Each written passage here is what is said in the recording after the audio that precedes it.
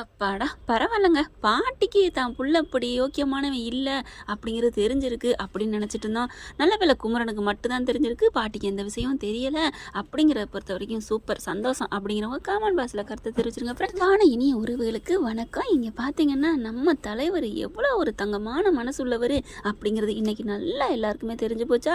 ஆமாங்க, எப்படிங்க எதிரியாக இருந்தாலும் பகைவனுக்கும் அருள்வாய் தன்னஞ்சு அப்படின்னு சொல்லுவாங்க இல்லையா? அந்த மாதிரி தான் குழுவில் இருக்காங்க. அத்தை ப்ளீஸ் அத்தை அப்படின்னு சொல்லிட்டு, மாமியா நீ மங்காத்தா மாரியம்மா ஆட்டம் ஆடுனாலும் சரி எனக்கு மனிதாபிமானம் முக்கியம் அப்படின்னுட்டு நம்ம விஜயும் நிவினும் போயிட்டு உள்ளே வாங்கன்னு சொல்லி கூப்பிட்டு வந்தேன். அதுக்கப்புறம் இங்கே உட்காந்துக்குங்கன்னு சொல்லல அப்படின்னு சொல்லிட்டு எல்லாம் உள்ளுக்க போகுதுங்க. அடுத்து பார்த்தீங்கன்னா பாய் தலைவாணி போர்வை எல்லாத்தையும் கொடுத்து போத்திக்கங்க, அதை யூஸ் பண்ணிக்கங்க அப்படின்னு கொடுக்குறாங்க. என்ன ஒரு நல்ல மனசுங்க. இந்த நல்ல மனசுக்காகவே சூப்பராக இருக்கும் அப்படின்னு தான் சொல்லணும். இவங்க பார்த்தீங்கன்னா அப்படியே ஒண்டி வந்து பார்த்துட்டு இருக்காங்க. பாத்தியாடி இதுங்கெல்லாம் யாருங்களோ தெரியல, நம்ம வீட்டில் வந்து பங்கு கேட்டுக்கிட்டு உரிமை கேட்டுட்டு நிற்கிதுங்க அப்படின்னு சாரதா சொல்லையும் அங்கே கங்காவும் யமுனாந்துட்டு ஆமாம்மா அப்படியே சிஞ்சா கொட்டுதுங்க. ஆனால் காவேரி வந்துட்டு அம்மா இப்பெல்லாம் ஒண்டின்னு பார்க்குறது தப்பு வா அப்படின்னு சொல்லிட்டு உனக்கு ஏதாவது உடம்புக்கு ஆயிரும் அப்படின்னு சொல்லிட்டு கூட்டிகிட்டு போகிறாங்க. ஆனாலும் இன்னைக்கு காவேரியை விட நம்ம விஜய் தாங்க நல்ல மனிதாபிமானமுள்ள ஒரு மனசுள்ள மனிதன் அப்படிங்கிறத காமிச்சிட்டாங்க. காவேரி கூட கொஞ்சம் தடமாறி பேசிட்டாங்கன்னு தான் சொல்லணும். அதாவது தனக்குன்னு வரையில் கொஞ்சம் சுயநலம் இருக்குது இல்லையா, எல்லாருக்கும் இருக்க செய்யும், அது வந்துடுது அவங்களுக்கு. ஆனால் விஜய் தனக்காக இருந்தாலும் சரி யாருக்காக இருந்தாலும் சரி எல்லாரும் நல்லா இருக்கணும் அப்படின்னு நினைக்கிறாங்க. அதோட குமரன் இந்த விஷயம் சொல்லிட்டார் இல்லையா, அதுவும் நம்ம உறவு தான் அப்படின்னு சொல்லிட்டு அதனால இலகி பார்க்குறாங்களா? இல்லைங்க அவருக்கு உண்மையில இலகின மனசு. அது இதே இடத்துல அவங்க போலி டூப்ளிகேட்டு சித்தியாகவே இருந்தாலும் பரவாயில்லன்னு அவர் நல்லது தான் பண்ணியிருப்பாரு. டப்புன்னு முடிச்சுடுறாங்க. காலையில் காமிக்கிறாங்க கொஞ்சமாவது ஒரு கூடல் நம்ம தலைவன் தலைவிக்கு எதுவுமே வைக்க மாட்டேங்கிறாங்க. டைரக்டரே இப்படியே போனால் நல்லதில்லை, கொஞ்சம் பார்த்து புரிஞ்சுக்கோங்க. நாங்கள் சொல்கிறதெல்லாம் நான் எங்கள் தலைவன் தலைவிக்கு கொஞ்சம் தனியாக ஒரு ஸ்பெஷலாக கொஞ்சம் சீனை வைங்க அப்படின்னு தான் சொல்கிறோம். அடுத்து பார்த்தா காலையில் எழுந்திரிச்சு நின்றுக்கிட்டு இருக்காங்க. அம்மா என்னம்மா எனக்கு வயிற்ற கலக்குது அப்படிங்குது அந்த பிள்ளை, நீ இந்த வெளியிலே போடி. நம்ம ஏன் போகணும், அவன் அண்ணங்காரன் துள்ளுறாங்க ஆம்பளை பையலாம், நான் வேணா வெளியில் போய்க்கிறேன் நீ போ உள்ளுக்குள்ள. டேய் வேணாண்டா பிரச்சனை பண்ண வேண்டாம், நமக்கு தேவை பங்கு அவ்வளோதான், நம்ம சண்டை போட வரல அப்படிங்குது அந்த ஆத்தாக்காரி. அந்த சமயம் பார்த்து பாட்டி பூ எடுத்துகிட்டு வருதுங்க. வந்துட்டு அப்படியே சிலைக்கு பூ வைக்குதா, அவன் சாமி கும்பிடுது, வச்சுட்டு திரும்பியில அத்தை யாரை பார்த்துரி அத்தைன்னு ஒருத்தங்கிற என்னெல்லாம் அத்தைன்னு சொல்லாத அப்படின்னு சொல்லியில தெரிஞ்சு சரி கோபமாக இருக்குது இந்த பிள்ளைக்கு, எதுவுமே இந்த மாமியாவுக்கு தெரியாது அப்படின்னு நினச்சிக்கிட்டு இருக்கையில் அந்த அம்மா பேசி மனசை மாற்றிடுது. அத்தை நான் வேணா விடுங்க வேற ஆள், ஆனால் இது உங்கள் பிள்ளைக்கு பிறந்தது தானே, உங்கள் பிள்ளைங்க பேர பிள்ளைங்க அப்படின்னு கொஞ்சம் மெல்ட் ஆகுதுங்க. வயசானவங்க தானே அவங்களுக்கு என்ன மருமக எக்கெடு கேட்டா என்ன அப்படிங்கிற மாதிரி உன் பேர் என்னப்பா அப்படின்னு கேட்குது. அடைச்சி நீங்களாம் யாரடி அப்படின்னு சொல்லிட்டு போயிருக்கணும். இருந்தாலும் அவளும் பெண் தானே, உன் பேர் என்ன கிருஷ்ணா, உன் பேருமா கையை பிடிச்சா கேட்குறது சிந்து அப்படிங்கிறங்க. சாரதா வந்து பொங்குது அப்படின்ட்டு வர்ற மாதிரி அத்தை என்ன பண்ணுறீங்க அப்படின்ட்டு அவ கையை பிடிச்சி பேசிட்டீங்க, கையெடுங்க அப்படிங்கிறாங்க. கையை எடுக்கிறாங்க, பார்க்குறாங்க என்னத்தை மருமக வேணா மயம் உறவா அப்படின்னு கேட்க இல்லடி அப்படிங்கிறாங்க. என்ன நினச்சிட்டு இருக்கீங்க, ஏன் மாமியா கூட பேசுறதுக்கு நீங்கள் யாரு தாம் தூமனு குதிக்குதுங்க பயங்கரமா. அம்மா சாரதா பற்றி பேசாம வேணும் ஆட்டம் கிழிச்சு கட்டுது. அப்படியே பாட்டி ஒன்றும் சொல்ல முடியலைங்க. வாரியெல்லாம் என்ன அப்படின்னு சொல்லி கூட்டிகிட்டு போயிடுது. கூட்டிகிட்டு போய் என் தாளித்து துவைச்சி எடுக்குது. என்ன நினச்சிட்டு அவங்ககிட்ட போய் கையை பிடிச்சி பேசிகிட்டு இருக்கீங்க, என்ன பாட்டி கையை பிடிக்கிறீங்களா? இல்லடி அவள் வந்து அவள் வந்து பேசணுன்னு அப்படியே உருவிட்டீங்களோ? இல்லை அவளாக தான் கேட்டா, என்ன கேட்டா அப்படிங்களோ, உங்கள் பேர பிள்ளைங்க தானே பாவம் இல்லையா அப்படின்னு அவள் சொன்னோன்னே எனக்கு மனசு மாறிச்சுடி, நான் பூதாண்டி சாமிக்கு வைக்க போனேன் அப்படிங்கிறாங்க. கையை பிடிச்சி ஏன் கேட்குறீங்க? இல்லை பார்க்கவே ஒரு இதாக இருந்துச்சு, அதான் பேர் என்னன்னு கேட்டேன். பேர் கேட்டீங்களா? பேர் என்ன பேர் அப்படின்னு கங்கா கேட்க உடனே சாரதா வந்துட்டு கிருஷ்ணாவான் சிந்துவான், இன்னும் எந்தெந்த நதி எந்தெந்த ஊர்லேருந்து வரப்போகுதுன்னு தெரியலையே அப்படிங்குது சாரதா. அப்படியே எல்லாம் செம்ம காண்டாகிறாங்க, ஒன்றும் சொல்ல முடியலை. பாட்டியை பார்த்து செம்மையாக நல்லா இப்போ ஒன்றே ஒன்று புரிஞ்சிச்சுங்க. பாட்டிக்கும் மயனோட இந்த கீப்பிங்க்கும் எந்த சம்மந்தமும் இல்லை அப்படிங்கிறது மட்டும் தெரிஞ்சு போச்சு. ஏன்னா பாவம் இல்லையா, அந்த மனுஷியை போட்டு துவைச்சி எடுக்குங்க நம்மளுமே கஷ்டமாக நினைப்போம்.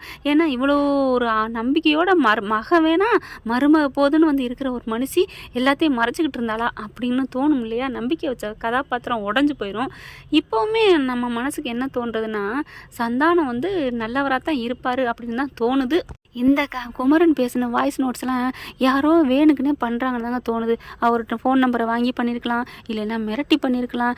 எனக்கு என்னமோ அவர் நல்லவர் தான் காமிப்பாங்கன்னு தான் தோணுது. என்ன பண்ணுறாங்கன்னு தெரியல, பார்த்துக்கலாம். அடுத்து நம்ம தலைவன் தலைவியை ஒரு சீனை காமிக்கிறாங்க. இந்த சீனை யாருங்க கேட்டா, சும்மா என்னமோ தாமரை இலையில தண்ணி ஓட்டாத மாதிரி தள்ளி நின்றுக்கிட்டு 2 பேரும் என்னங்க அந்த காலத்தில் பாடுவாங்கள்ல, அத்தான் நீங்கள் இங்கே இருக்கீங்க, நான் இங்கே இருக்கேம்மா, நீ நல்லா இருக்கியா, நாதா அப்படின்னு தள்ளி நின்று பேசுவாங்கள்ல, அந்த மாதிரி சும்மா 2 பேரும் பேசிக்கிறாங்க. இப்படி ஒரு சீன் யார் கேட்டா? என்னங்க நினச்சிட்டு இருக்காரு டைரக்டர்?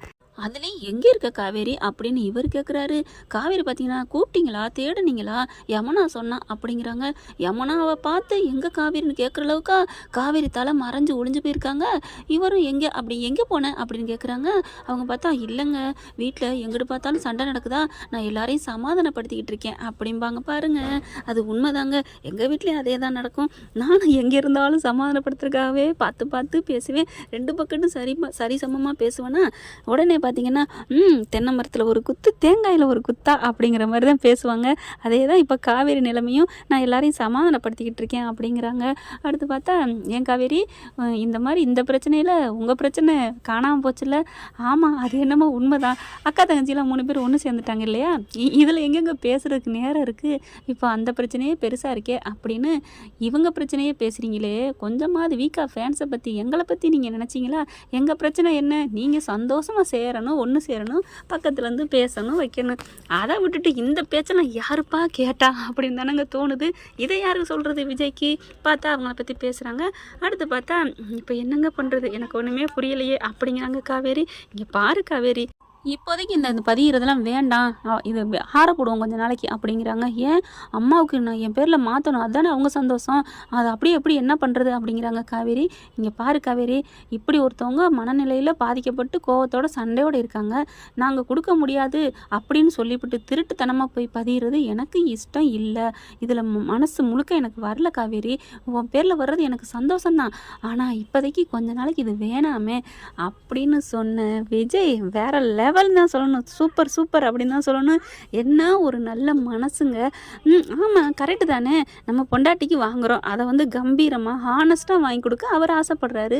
இப்படி திருட்டுத்தனமாக எதுக்கு, யாருக்கு இப்போ என்ன அப்படிங்கிற மாதிரி வேணாம் அப்படிங்கிறாங்க. காவேரி அப்படி பேந்த பார்க்குறாங்க. இப்போ இதுக்கு என்னதாங்க பிரச்சனை அப்படின்னு சொன்னோன்னே, நம்ம கிளம்புவோம், இது கொஞ்ச நாளைக்கு ஆறப்படுவோம், கிளம்பிட்டா மட்டும் முடிஞ்சிருமா? ஆமாம் காவேரி, என்ன பண்ண சொல்கிற? வேணவே வேணாங்கிறாரு. காவேரி மட்டும் அப்படியே முழிச்சு பார்க்குது.